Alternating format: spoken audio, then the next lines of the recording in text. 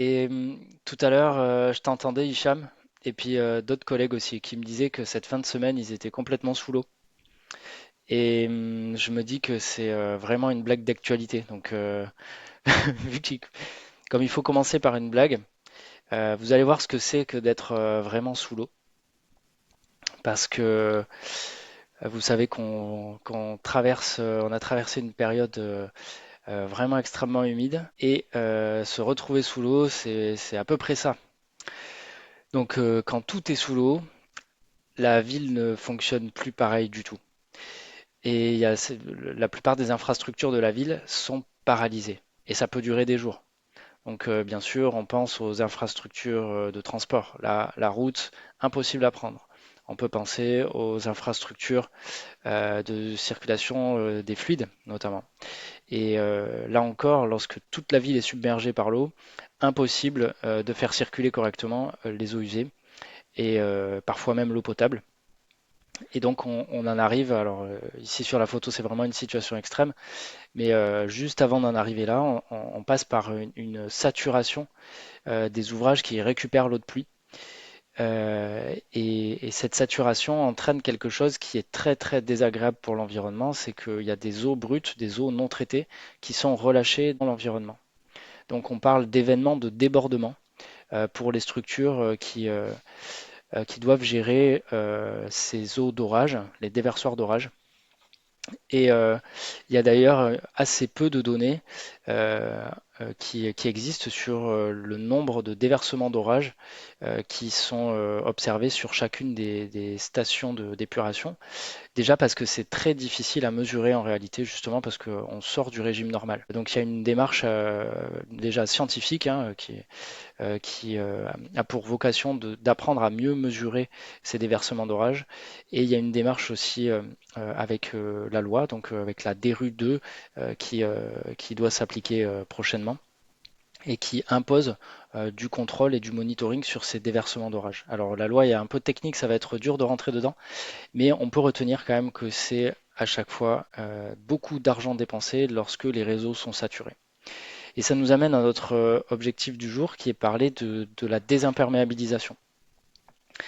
En quoi la désimperméabilisation peut éviter ce genre de crue, vous me direz. Alors là, vu l'étendue de cette crue-là, probablement rien, mais peut-être pour les événements qui sont plus nombreux, moins intenses mais plus nombreux, oui, ça peut vraiment beaucoup aider parce que chaque mètre carré qui est imperméabilisé conduit à un début de saturation des réseaux d'évacuation. Donc regardez ce que ça peut donner, la ville, lorsqu'elle est schématisée ainsi. Donc on a récupéré ces dessins de City of London qui a fait de la pédagogie sur cette question-là. Donc la ville d'hier, on va dire, est représentée à gauche. Donc c'est la ville du tout tuyau. C'est la ville sur laquelle, lorsque une goutte d'eau tombe, on a tout mis en œuvre pour qu'elle rejoigne le plus vite possible un tuyau, pour vite l'évacuer dans un tuyau un peu plus gros qui arrive à la fin jusqu'à une station d'épuration avant de rejoindre le milieu naturel. Et lorsqu'il y a trop d'eau, ces réseaux saturent, la station d'épuration ne fait plus son travail, et donc c'est de l'eau brute chargée de toute la matière en suspension euh, qui a été drainée dans ces tuyaux. Et donc c'est parfois l'eau brute hein, qui sort de nos habitations, de nos bâtiments, donc de l'eau grise, de l'eau noire, qui est déversée dans l'environnement et donc avec tout le lot de pollution qui est associé. Donc c'est quelque chose qu'on souhaite éviter. Et c'est pour ça que les tendances actuelles vont vers la déconnexion des réseaux d'évacuation d'eau de pluie. Alors pas une déconnexion complète, mais avec l'application d'un principe simple et fondateur qui est que chaque goutte d'eau qui touche la ville doit le plus rapidement possible être apportée, transportée vers un espace végétalisé, un espace donc, qui contient du sol accessible, du sol perméable et qui est végétalisé. Parce que ça permet à cette eau de se faire temporairement stocker dans le sol, dans les végétaux, d'être récupérée pour être évaporée. En tout cas, elle ne va pas immédiatement et massivement saturer les réseaux d'évacuation. Donc, Pour transformer la ville de l'image de gauche jusqu'à l'image de droite, eh bien, il faut passer par une étape de désimperméabilisation. On retire des zones sur lesquelles aujourd'hui l'eau ruisselle pour créer, voir déjà qu'il y a une épaisseur dans ce sol sous cette couche imperméable. On recrée une épaisseur drainante qui va pouvoir récupérer l'eau et qui va se stocker dans la réserve utile.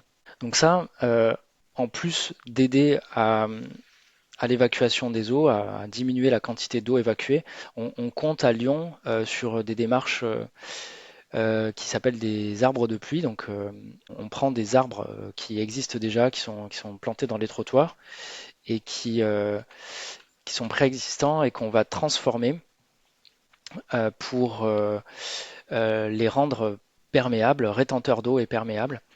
Donc là, l'idée, c'est deux choses, c'est de venir retirer des éléments de bordure, parce qu'aujourd'hui, l'eau qui court dans les caniveaux, elle est retenue par une bordure. Donc, comme vous le voyez, on rompt ici des éléments de bordure pour que l'eau qui circule dans la Valoire puisse rejoindre cet espace au pied de l'arbre. Cet espace qui a aussi été agrandi. On voit entre le avant et le après, on a un agrandissement du pied d'arbre avec un apport de quelques dizaines de centimètres de terre fertile en remplacement de l'enrobé et des quelques dizaines de centimètres de remblai qui étaient en dessous. Donc ça fait que toute l'eau qui vient du trottoir, qui vient de la route et qui va dans cet espace-là, ne va plus dans un tuyau d'évacuation.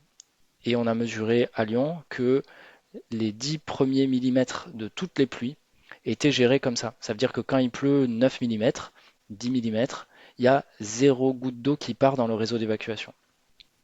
Donc ça, c'est un point qui est vraiment important parce que en, en intervenant à différents endroits de la ville, des endroits qui sont déjà existants et avec des opérations qui sont quand même très peu coûteuses, on a un point très positif sur la gestion des eaux.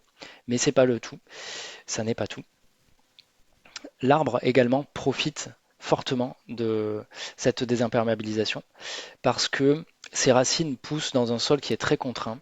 Et l'ennemi numéro un de la fertilité des sols en ville, c'est leur compacité. Donc un sol trop compact, c'est un sol qui n'arrivera pas à, qui ne pourra pas accepter de racines parce que la racine voilà, a une limite de puissance, de capacité de perforation du sol. À un moment, quand c'est trop compact, elle ne peut plus passer. Et deuxièmement, ce sol ne permet pas les échanges de fluides, donc d'eau et de gaz, ce qui fait que il est complètement inerte. Lorsque le sol est décompacté, on retrouve la circulation des fluides et ce qui permet aux racines de se développer à l'intérieur et de respirer, parce qu'on l'oublie trop souvent, mais la racine, comme la feuille d'ailleurs, respire. La feuille est capable aussi de produire de l'oxygène par la photosynthèse et a produit plus d'oxygène qu'elle n'en consomme par la respiration, mais elle est quand même son fonctionnement lui demande quand même de respirer. Et la racine respire aussi, elle a besoin d'oxygène et cet oxygène, elle doit le trouver dans le sol. Lorsque le sol est trop compact ou imperméable, elle ne peut pas respirer, donc elle s'asphyxie et cela peut entraîner le dépérissement de l'arbre. Donc on rompt les bordures pour permettre à l'eau d'arriver au pied de l'arbre et on apporte de la terre, on désimperméabilise ce pied d'arbre pour qu'il puisse accepter cette eau. Et comme ça, on gère les 10 premiers millimètres de pluie et on permet aussi à l'arbre d'avoir un meilleur développement, une meilleure activité.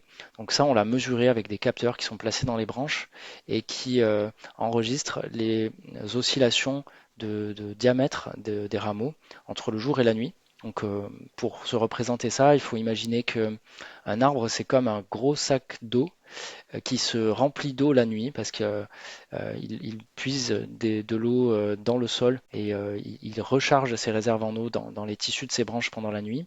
Et le jour, il évapore de l'eau et donc il vient évaporer de l'eau qu'il récupère dans les stocks qu'il avait fait dans ses branches. Donc on a une dilatation nocturne des rameaux et une contraction diurne.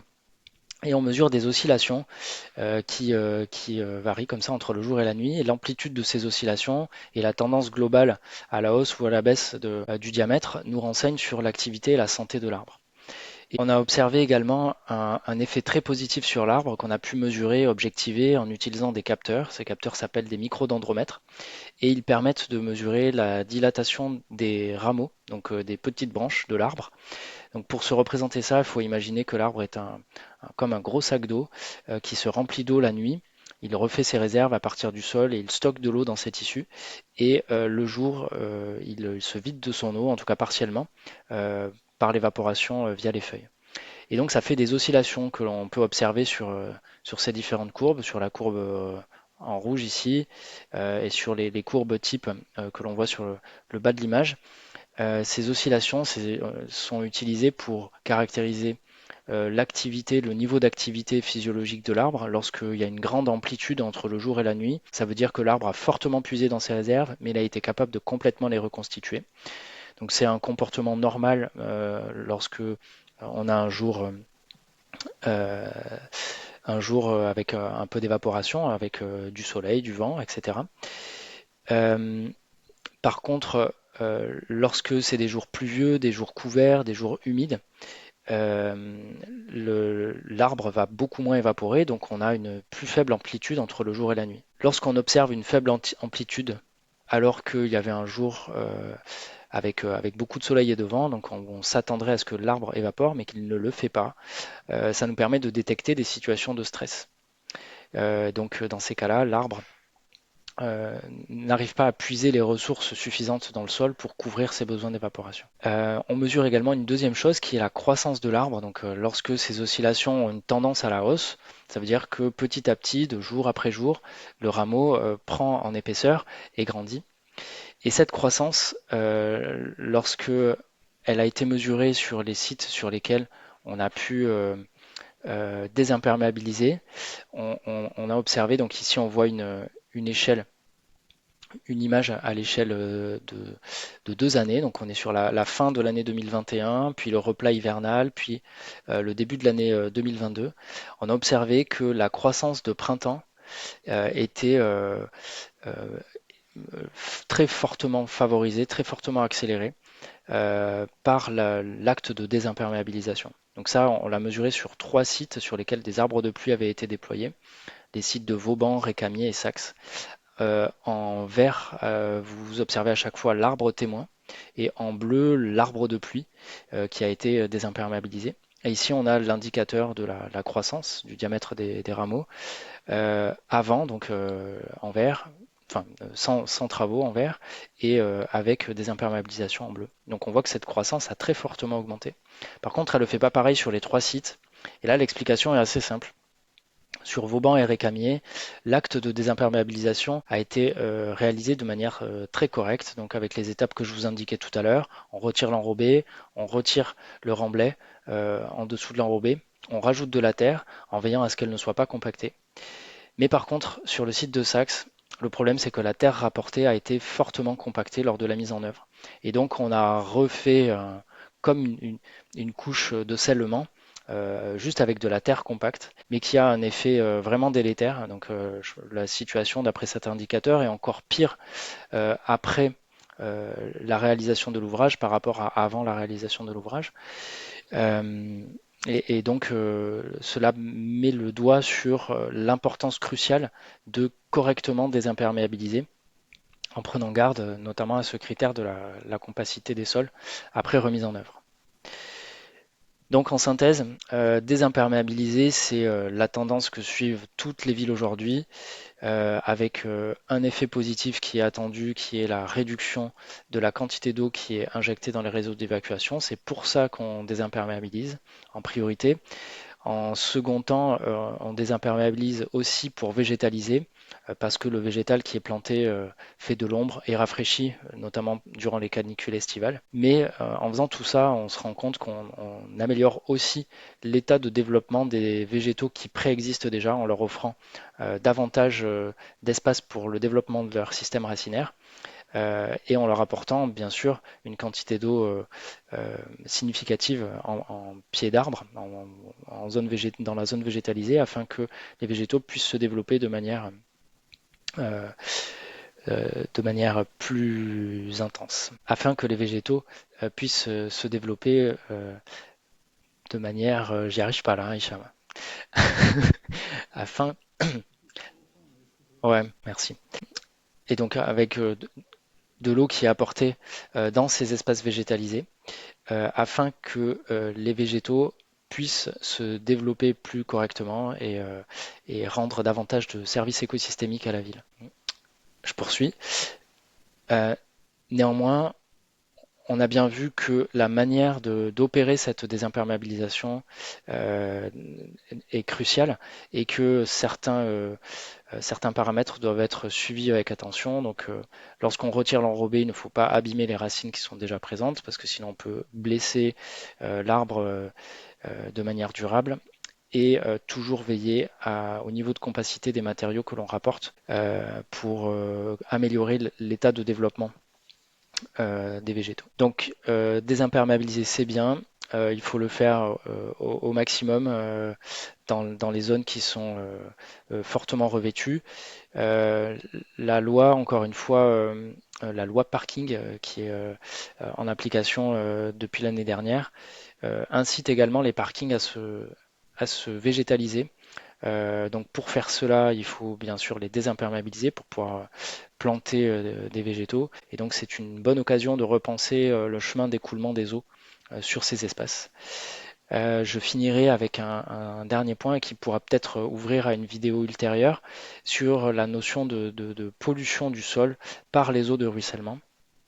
Donc souvent des collectivités euh, sont réticentes à injecter dans des sols plantés les eaux qui ont circulé sur les voiries, de peur qu'elles embarquent trop de polluants sur leur chemin. Donc là, il y a plusieurs faisceaux d'études scientifiques depuis plus de 10 ans qui convergent pour dire que cet apport de pollution est peu significatif. L'intégralité, la quasi-intégralité des contaminants organiques sont détruits par le sol rapidement. Restent les polluants métalliques qui souvent s'accumulent en surface du sol, mais avec une cinétique qui fait qu'il faut quand même des dizaines, centaines d'années avant d'atteindre des seuils critiques pour la vie du sol.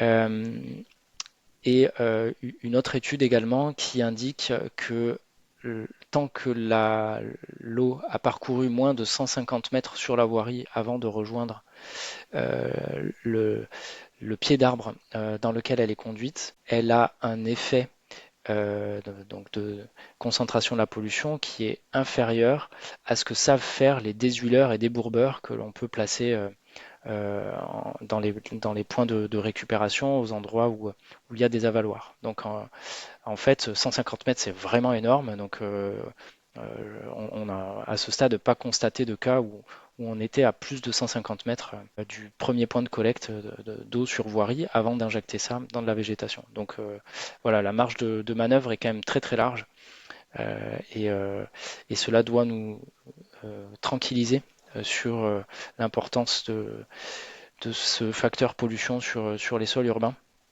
Il est peu significatif par rapport aux autres sources de pollution possibles. Nous pourrons approfondir ce thème lors de la prochaine session. Merci